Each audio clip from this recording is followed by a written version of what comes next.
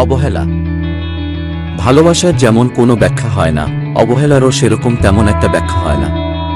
কাউকে কেন ভালোবেসেই যাচ্ছি, এটার যেমন কোনো উত্তর হয় না, তেমনি কাউকে কেন অবহেলা করেই যাচ্ছি সেটারও খুব যুক্তিসঙ্গত কোনো উত্তর থাকে না। অবহেলা করা এবং অবহেলা পাওয়া দুটোই নেশার মতন। যে করে সে করতেই থাকে, যে পায় সে পেতেই থাকে।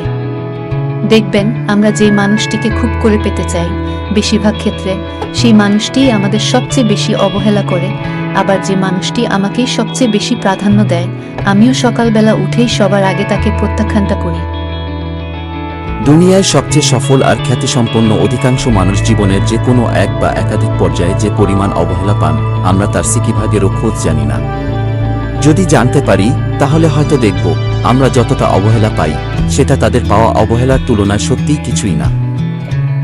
আপনি যে মানুষটিকে নিয়ে স্বপ্ন দেখেন, যার কাছ থেকে 1 মিনিট সময় পেলেও নিজেকে আপনি ধন্য মনে করেন, নিশ্চিত থাকতে পারেন এমন মানুষটিকেও কেউ না কেউ অবহেলা করেই।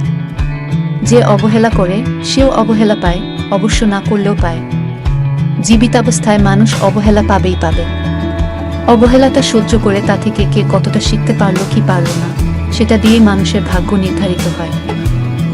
অনেকেই অবহেলা পেতে পেতে একসময় হারিয়ে যায়, আর অন্যদিকে কিছু মানুষের সফলতার পথে হাঁটার প্রথম ধাপটিই হচ্ছে কারো না কারো কাছ থেকে পাওয়া অবহেলা। অবহেলা পেয়ে কেউ কেউ হারিয়ে যায়, কেউ কেউ বা নিজেকে হারিয়ে যাওয়া থেকে বাঁচাতে পারে।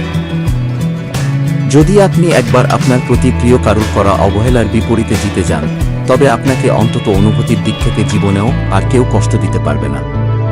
যে মানুষটা অবহেলা সইতে আর হজম করতে জানে, তাকে কষ্ট দেওয়ার তো কোনো রাস্তাই থাকে না।